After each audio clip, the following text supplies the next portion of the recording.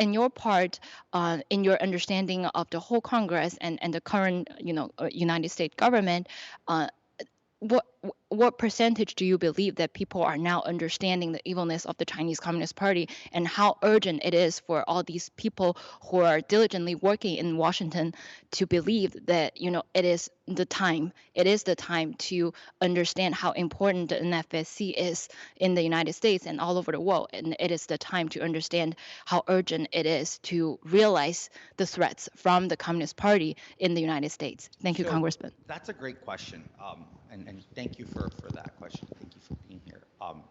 Yesterday when I was at dinner, I was texting some folks. I don't know if you guys paid attention, and amongst them was, I'm not going to name the name to not give them heat, but one of them was a Democrat congressman.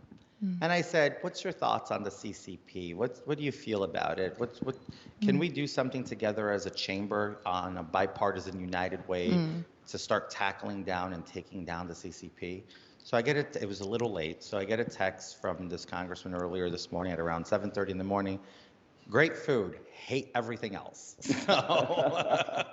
So that's essentially his way of saying, let's work together, let's do something, because the reality is they're our enemy, and we need to fight the CCP. I think, I wouldn't say 100%, but I'm pretty close that a vast majority of Congress understands the threat that the CCP is for us.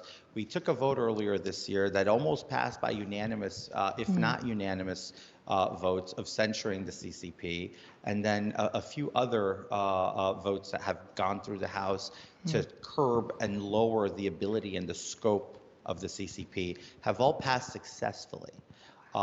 Recently, this is more policy, but just to give you an understanding. So we've lifted tariffs on solar energy production from China, from South Asian and some more Eastern Asian countries, but China being the #1 beneficiary for the last, 3 years now almost. And we voted to lift those tariffs in the House in a bipartisan fashion. Wow. And it went to the Senate, and it passed the Senate in a bipartisan fashion, and it's now on the desk of the president.